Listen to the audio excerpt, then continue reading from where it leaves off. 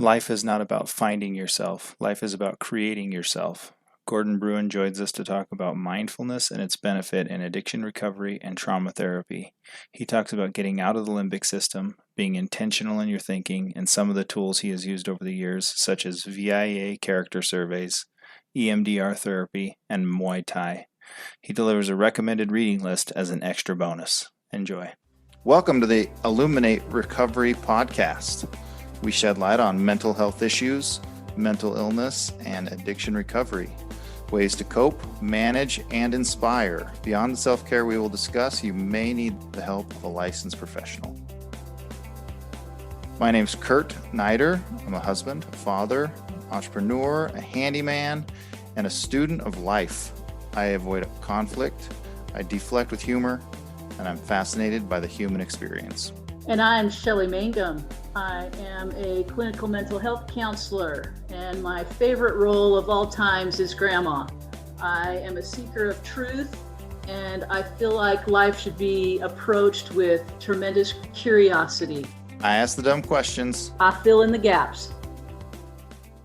The Illuminate Recovery Podcast is brought to you by Illuminate Billing Advocates. Make billing and collection simple with leader in substance abuse and mental health billing services. Verification and analysis of benefits, pre-authorizations, utilization management, accurate claim submission and management, denial and appeal management, and industry-leading reporting. Improve your practice's cash flow and your ability to help your clients with Illuminate Billing Advocates. Today, Kurt and I have the privilege of meeting and talking with Gordon Bruin. He is a clinical mental health counselor. He is licensed in Florida and Utah. He specializes in mindfulness training and really focusing on the strengths and working with his clients based on their strengths and overcoming overcoming addiction issues, anxiety management, depression, and trauma recovery.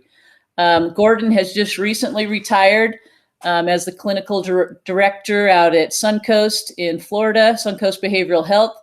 He's previously been the clinical director at Unique Foundations in Lehi, Utah.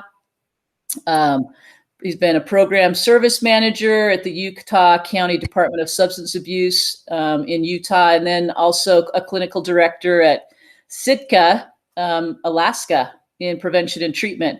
And now is very happy to just kind of part-time work in his private practice.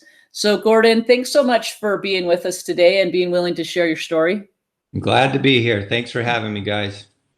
It's exciting. And I know you've been in the industry a long time. Maybe just catch everybody up on kind of how you ended up in mental health treatment and substance abuse. So picking up kind of where I left off, loved sports, knew that wasn't going to be the be all and end all, like most kids growing up, their dream. And so it was quite a journey for me to end up in the field of mental health. It literally took me 14 years and seven different universities before I finally graduated with my master's in clinical psychology with a specialization in addiction studies. Number of reasons: start, stop. I'm gonna go into computer science. I'm gonna do this. That it is a process of discovery for me, and I finally just, I love working with people, and I'm really I don't really have a recovery story myself. I have family members, cousins, and stuff who struggled with some pretty severe addictions, and I loved them to death, and I just saw them suffering, and I'm just was interested about how the brain worked and why people couldn't just stop doing things. So my very things that were hurting them. So my very first job as I was going to graduate school was at a methadone clinic out in the San Francisco Bay Area. And I remember my first client, I sat down with him, and I think I'm going to ride in there with my white horse and just save all these people. And I'm just going, dude, what are you doing? Why are you putting needles in your arm? This is just crazy. You see, it's destroying your life. He goes, yeah, man, you're right. You're right. I know. Okay, so let's set some goals, And so we set some goals, and I thought, man, that's just an amazing session. I'm where I need to be. Well, 15 minutes late, I'm committed. I'm never going to do this again, right? And 15 minutes later, he's out in the parking lot with a needle in his arm. And it's just like, man, I'm just going, what is driving this? So I just took a deep dive into spending the rest of my career really studying the brain, particularly and when I came to Argosy a number of years ago, I think it was talking about the two-part brain, a lot about the limbic system, the survival system. Fascinating part of the brain where the three prime directives are survival, I'm going to keep you alive. It's a type of brain that's largely functioning in a lion or a tiger. And I do that by avoiding things that are painful.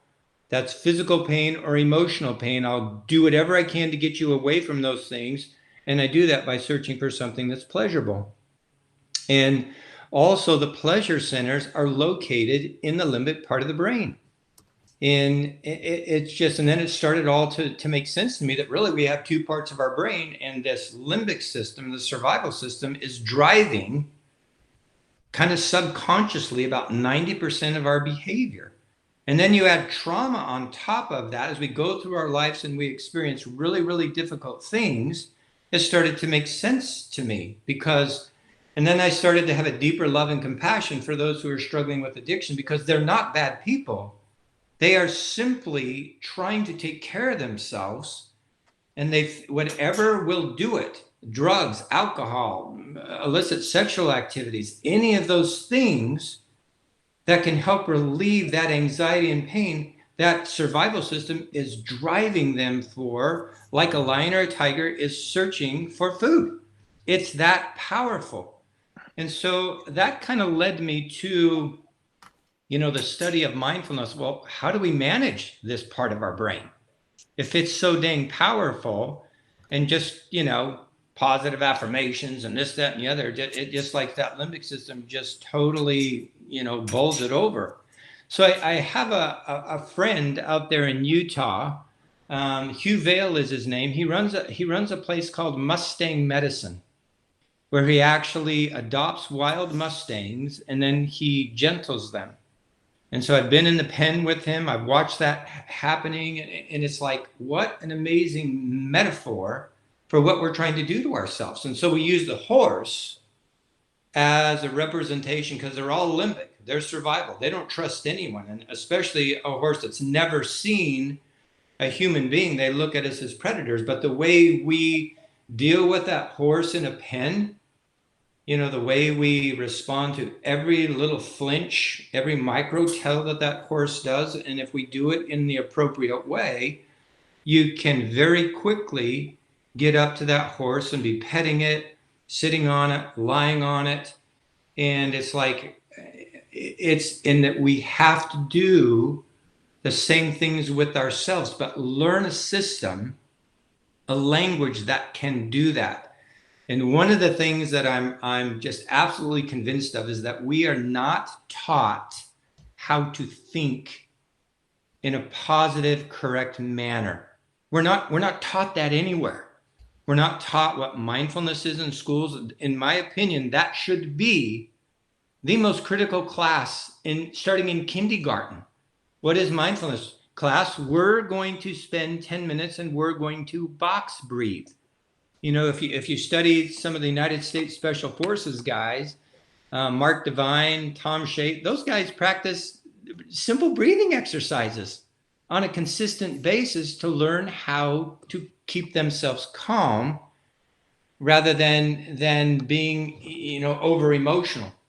And there's another wonderful book. I'm an avid reader. I love a book called Relentless. It's by Tim Grover, who was the personal trainer of Michael Jordan and Kobe Bryant, and talks about how emotions have a tendency to make us weak.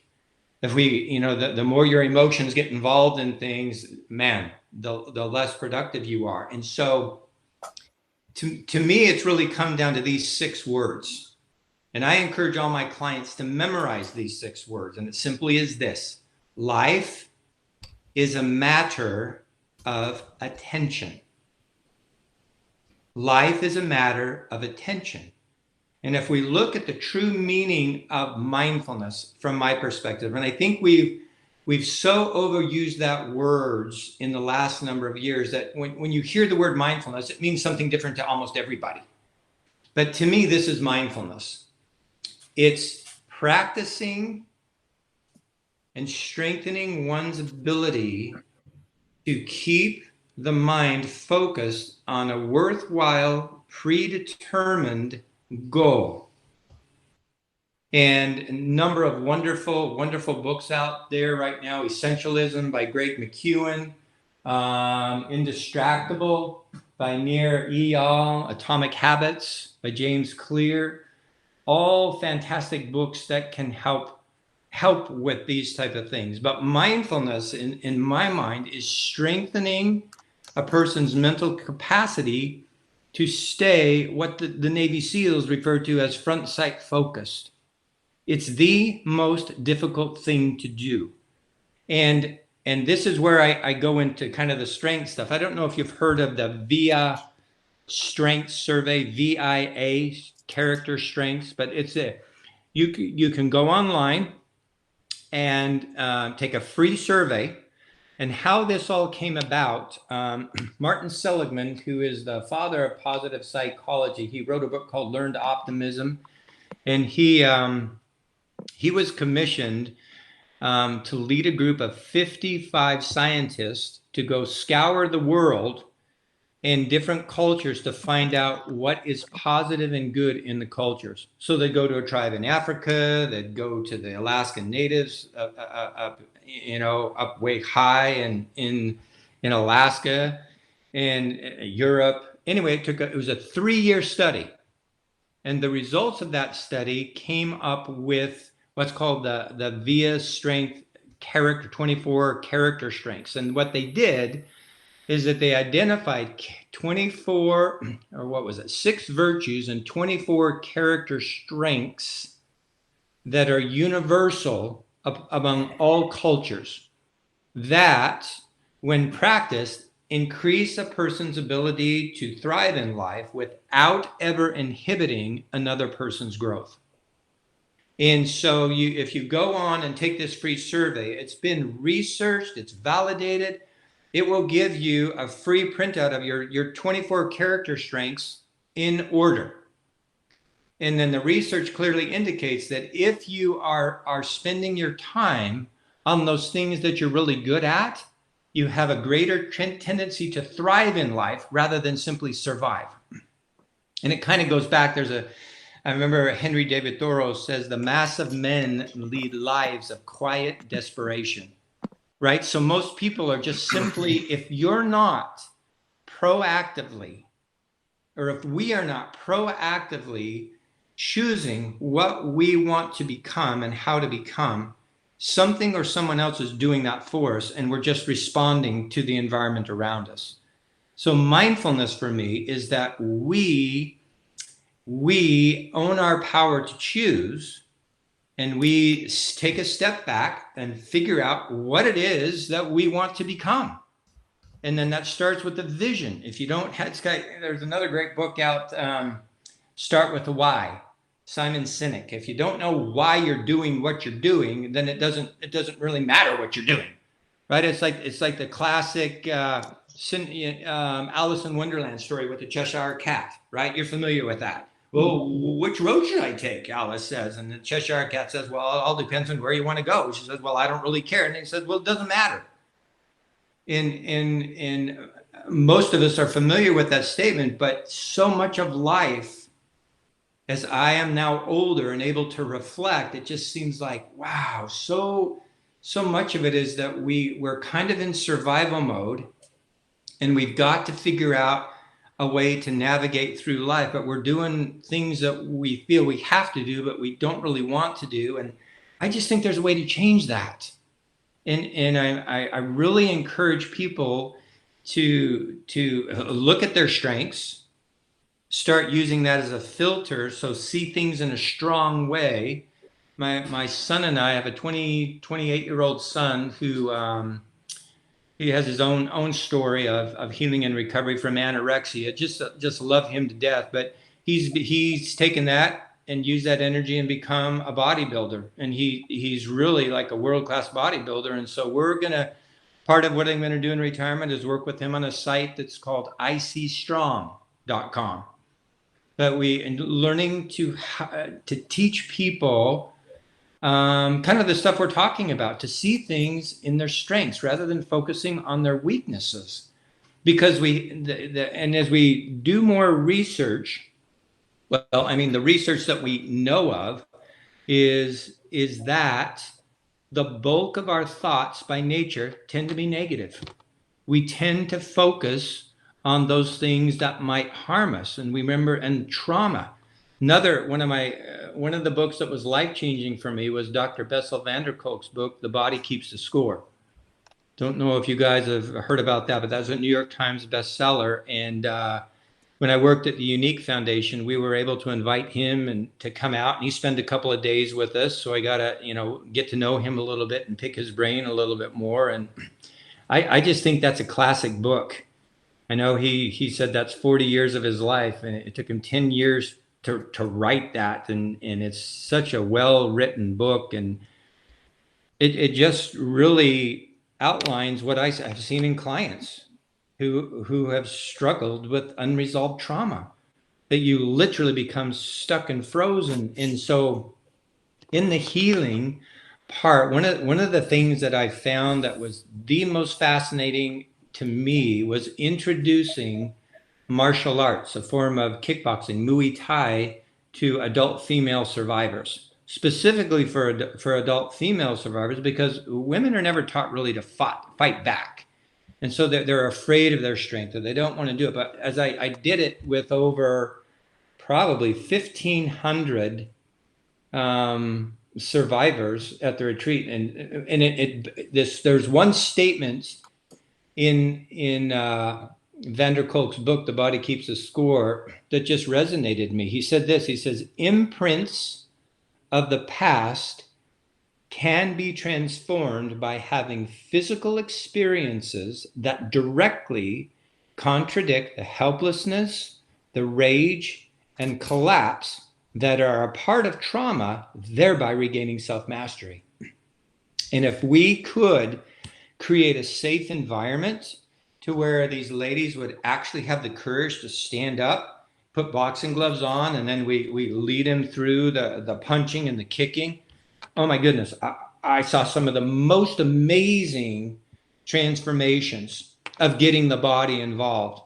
And so many of them said, I've been in therapy for years, and I've never experienced any. This was the icing on the cake. This is the one thing I needed to get my body, because as Dr. van der Kolk says, we become stuck and frozen sometimes, and we just replay those tapes over and over and over again. And so you're constantly living in this state. So and our physical body is the essential part of our life. And so we have to take care of it, and the body keeps the score. And so the body, if you're constantly in stress and anxiety, then you have those stress hormones, adrenaline, cortisol, epinephrine, flowing through your body as if a lion or a tiger is right in front of you, but it's not.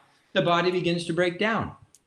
And so many of the survivors that we had come to our retreats, they were not doing well physically.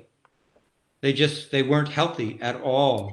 A million different issues. And some of them, one of the individuals that came, she came in a wheelchair, and it's like, she couldn't even walk, but she wanted to get up and try Muay Thai.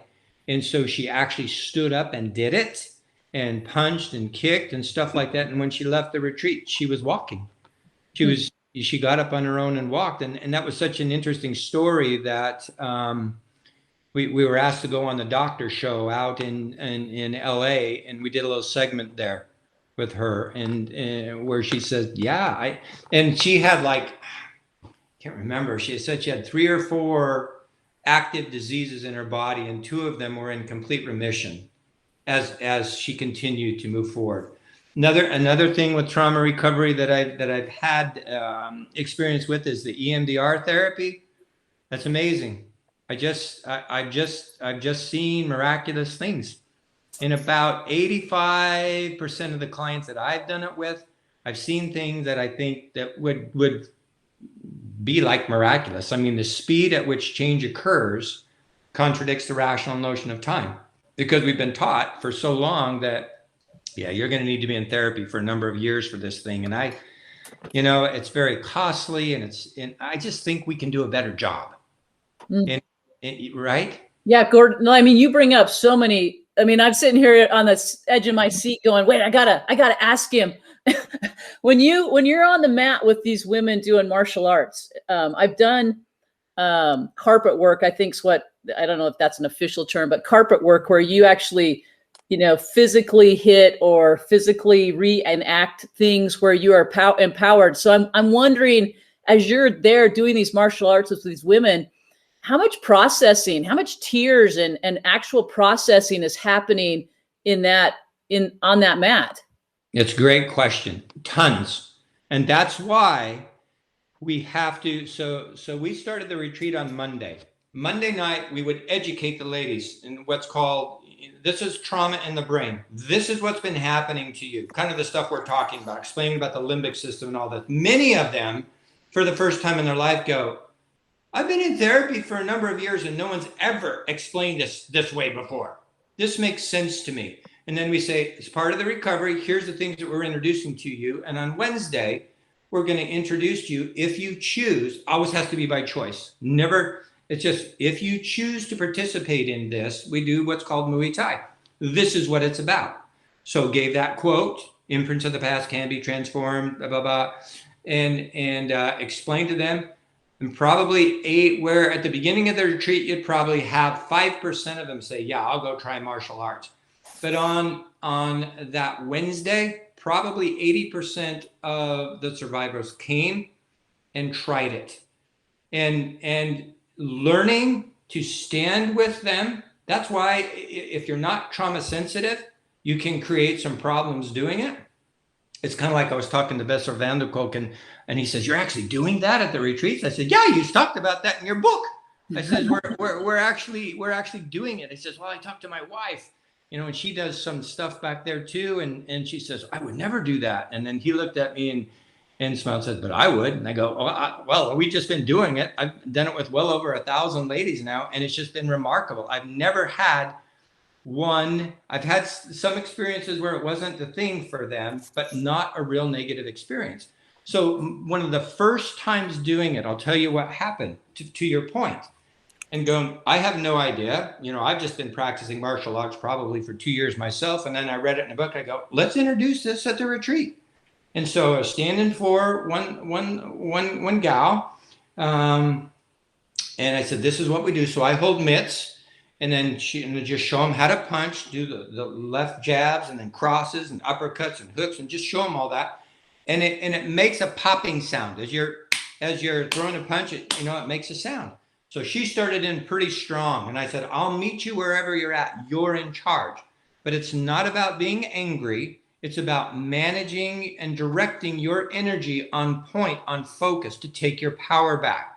But if I see anyone totally going out of control, I said, no, then you can become addicted to anger. That's not what we're doing here. We're helping you reclaim your power.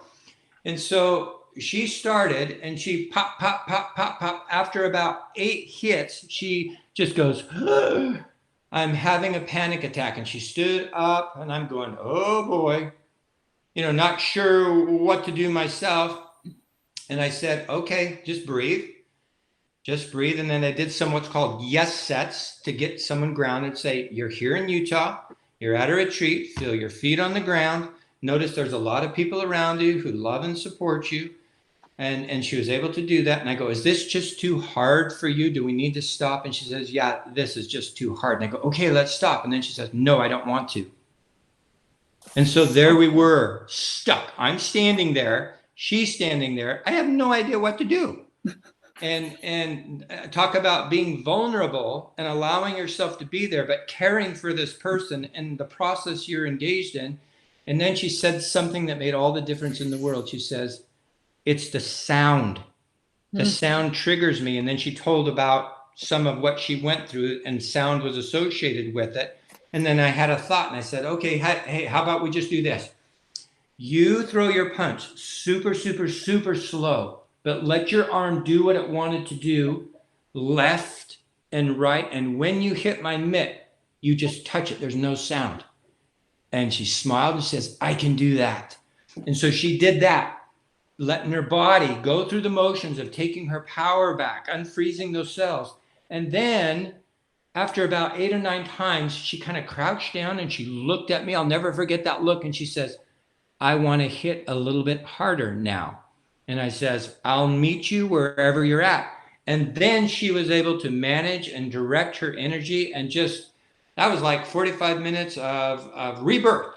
And when she was done with that, she says, this is the very thing that I've been missing. And many of the participants that we did that with, when they went home, they continued on with this as a regular part of their life. We also introduced yoga.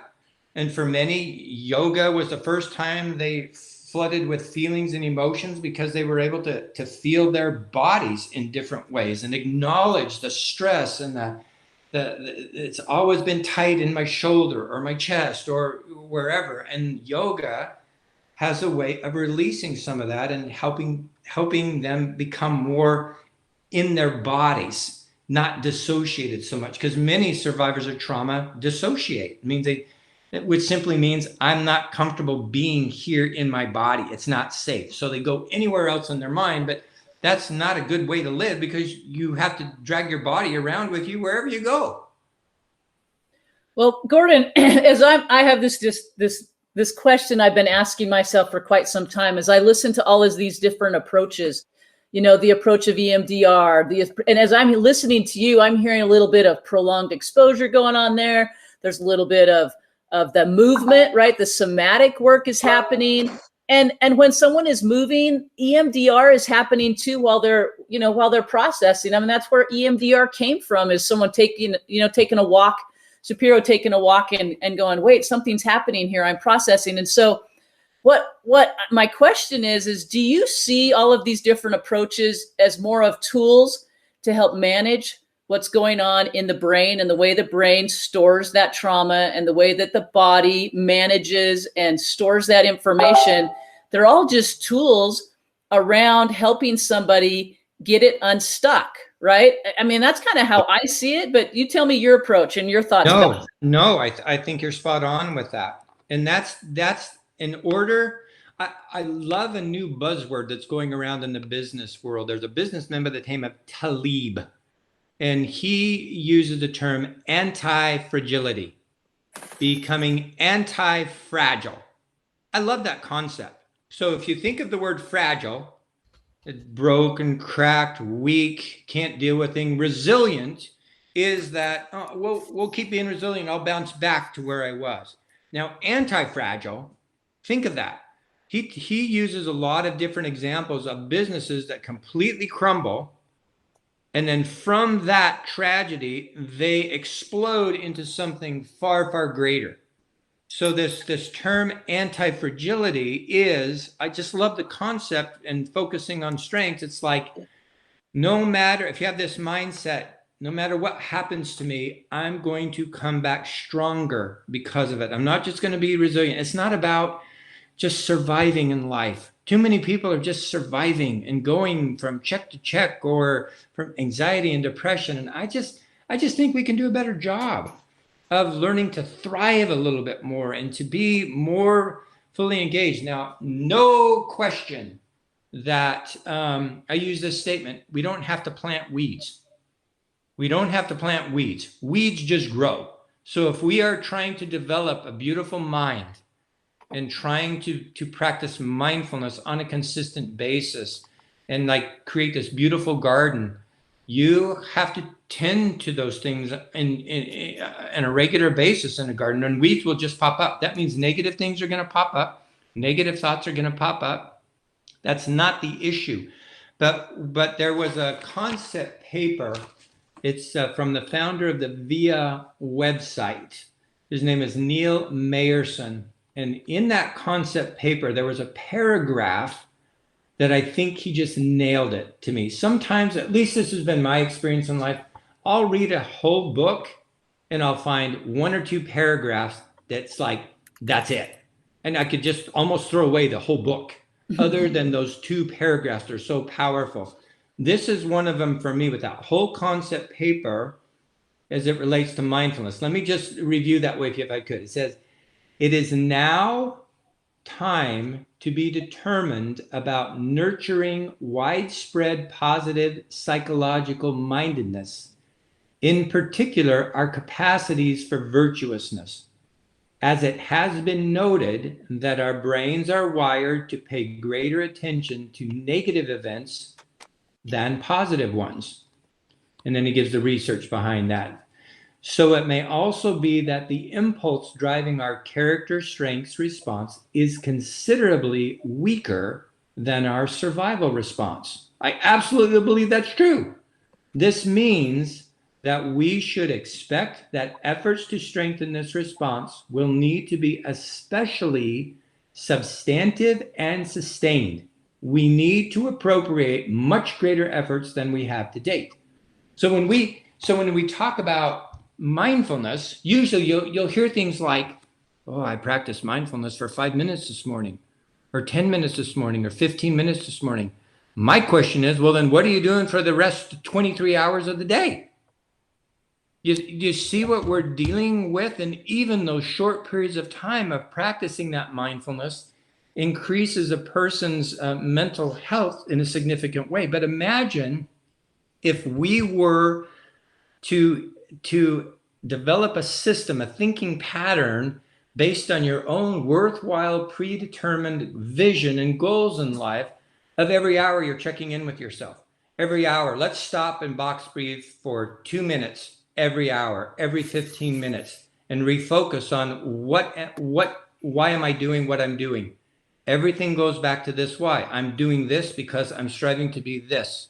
I want to make a difference in the world in a positive way. That's why I'm doing this or that or whatever in a family member's life or something like that. But when Mayerson says, I think we need to up the ante, I think it's time for us to do that, because we live in a world that is after our attention. Everything on social media, whether it's TikTok, Instagram, whatever, it's just like, it's interesting with TikTok. I think the research is that people generally can keep a person's attention for 8 seconds. And so that's why TikTok is so powerful, because people get bored that quickly. So that they're just quick little videos, and you go from one thing to the next, to the next, to the next, because it's like drug on the brain. But is that not just draining our energy if we're spending all our time doing that? What is your worthwhile, predetermined vision and goals for life? It's kind of like a statement, George Bernard Shaw, the playwright, he says, life is not about finding oneself. Life is about creating oneself. Or I just love Michelangelo when he says, every block of stone has a statue inside of it, and it's up to the sculptor to find it.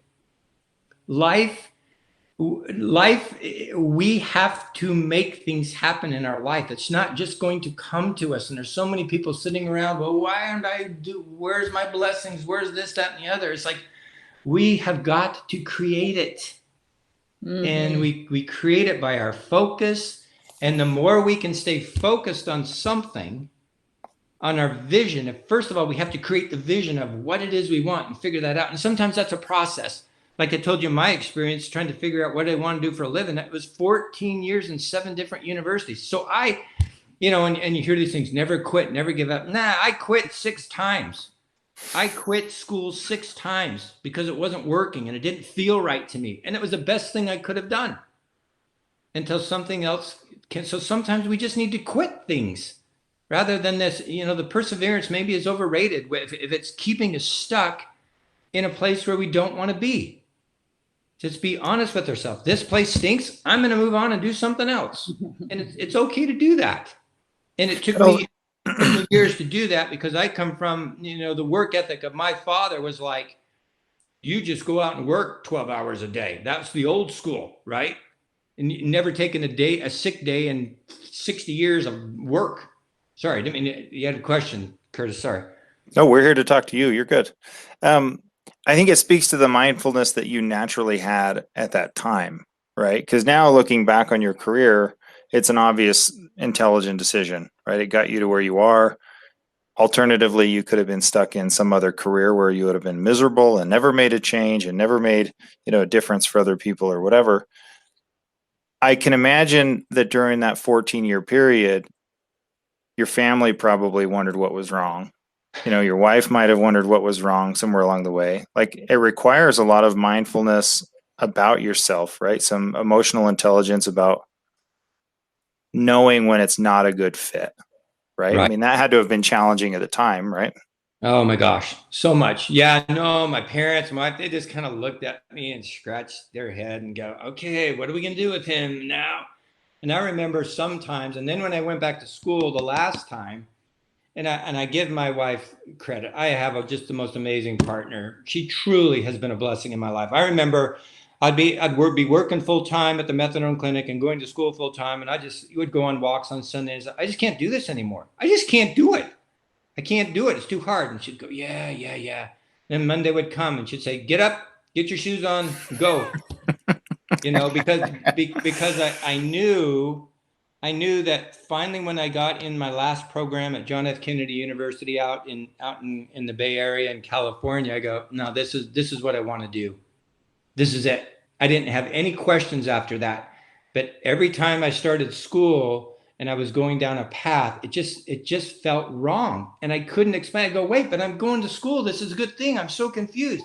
The stars didn't align. I don't know how else to say it. So to your point, it was like, I just have to be true to myself and come what may.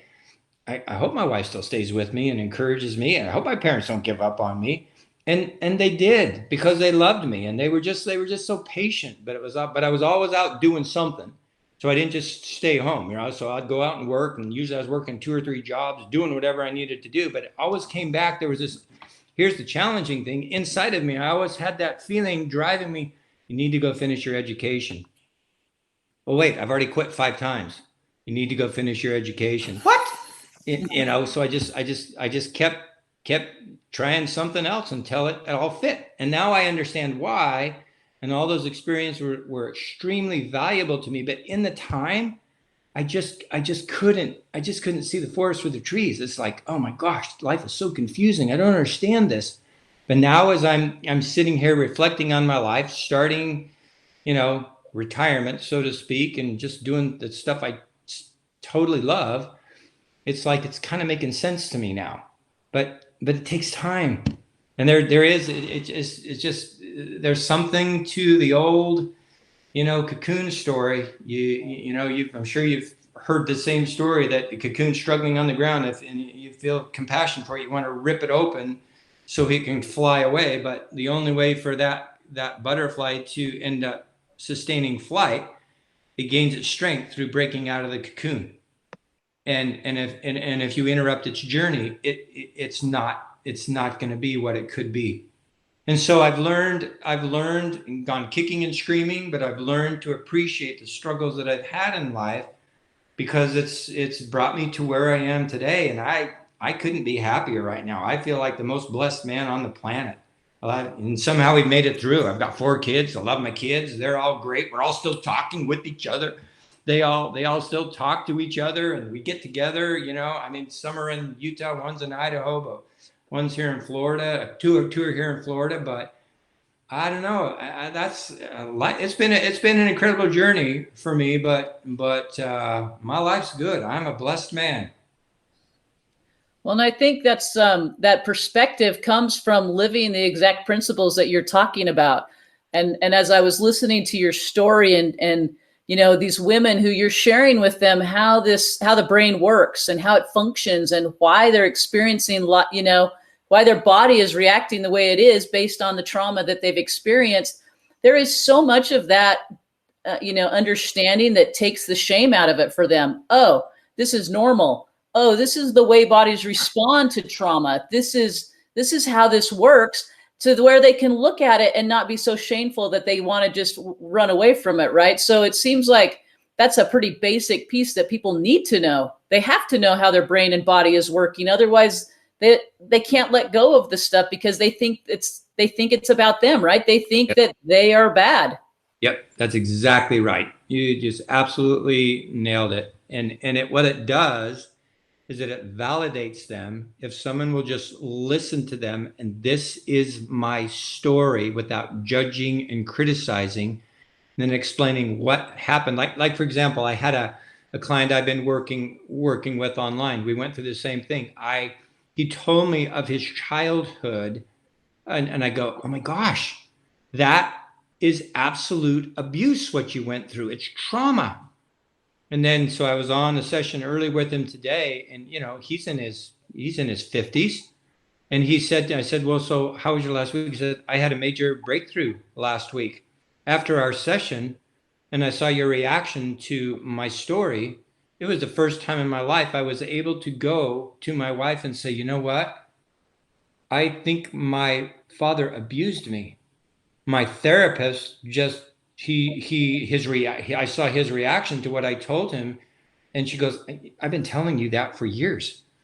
And it's just like, but there's a defense mechanism where we protect the perpetrator.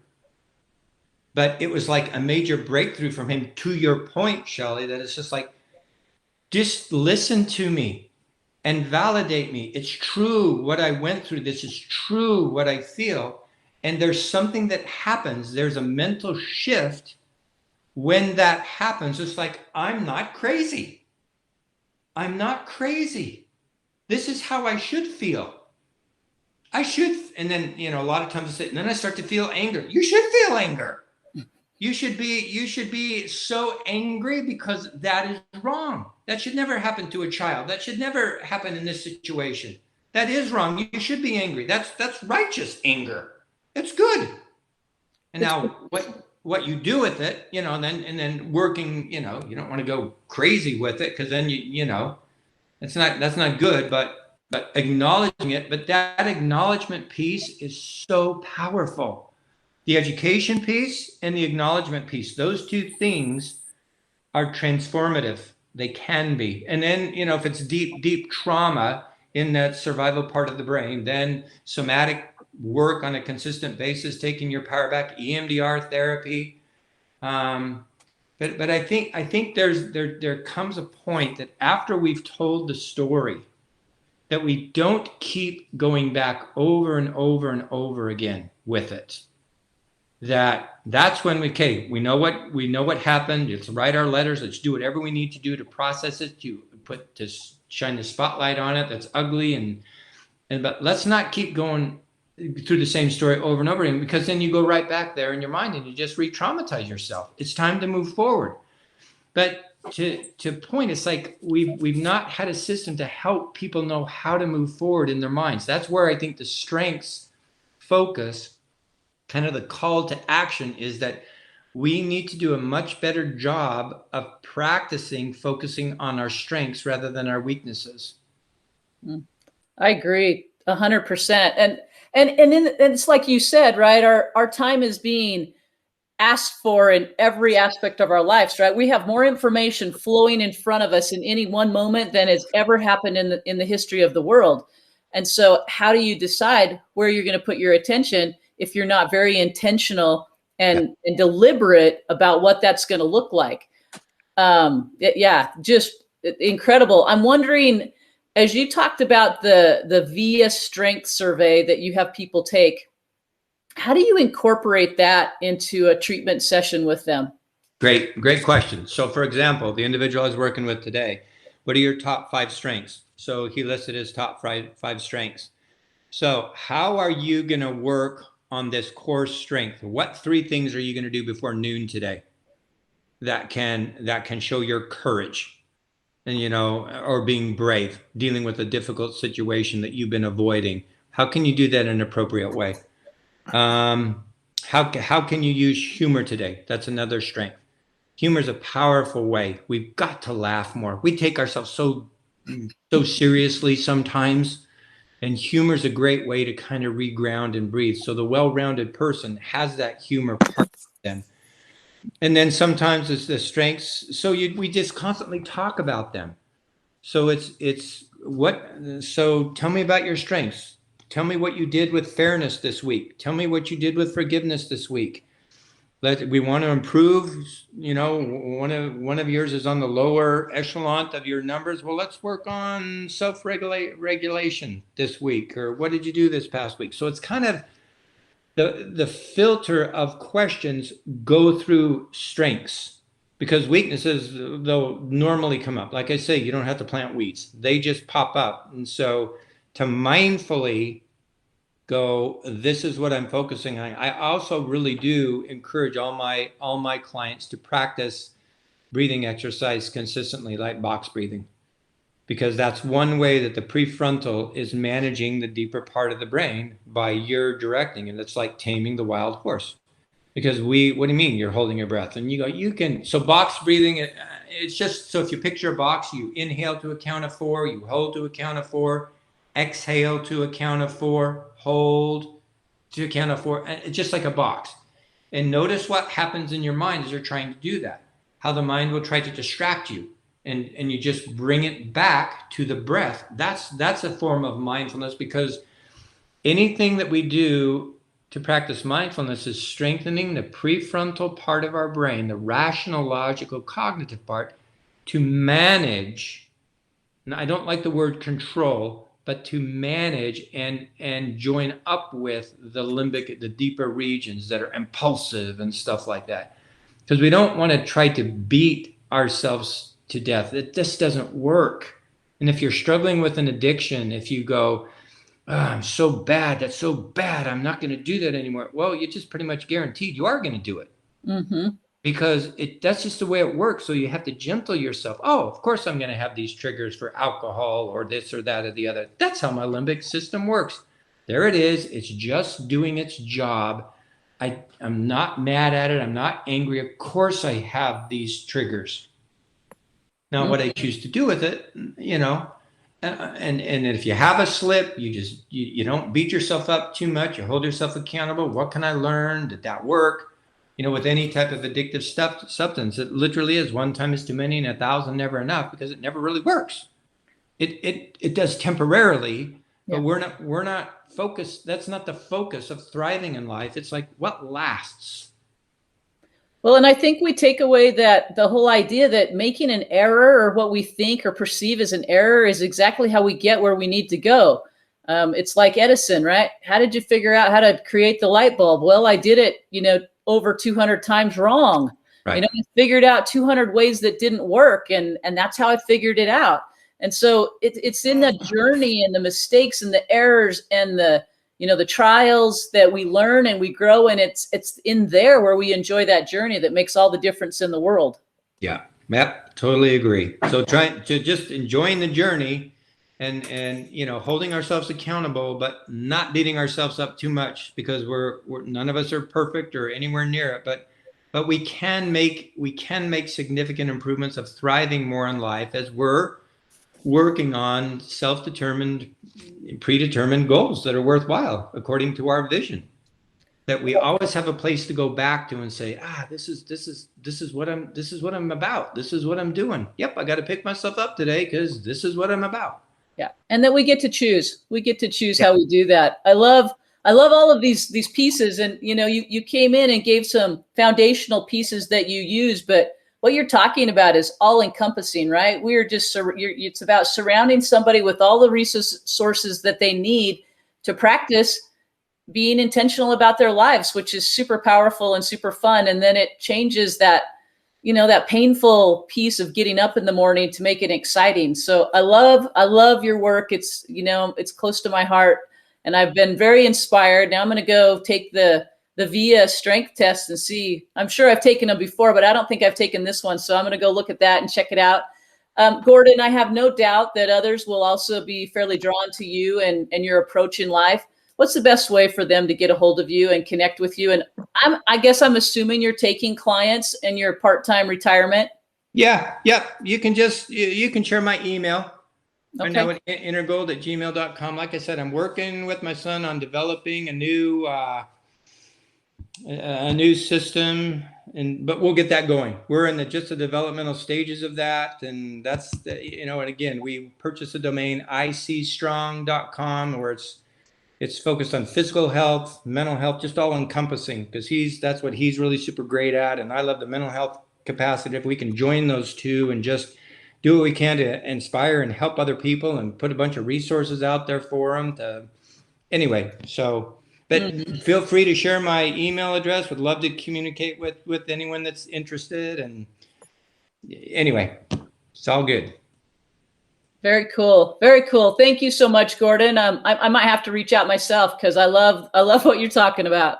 Okay, sounds good. Thanks Thanks, for Gordon. being here and sharing with us. All right, you guys have a great day.